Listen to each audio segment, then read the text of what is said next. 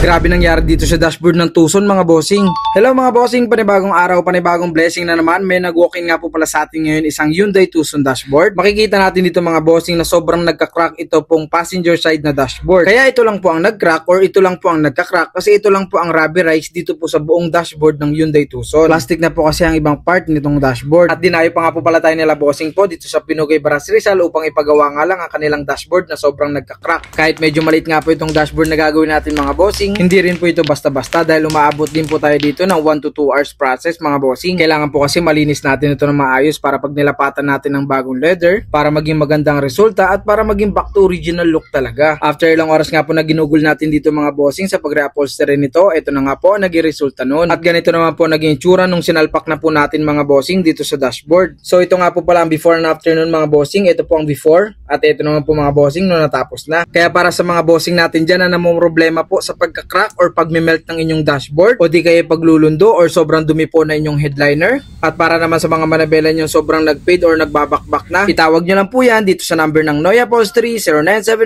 0975-302-7018. Noy Upholstery, galing ng gawa nyo, pulido.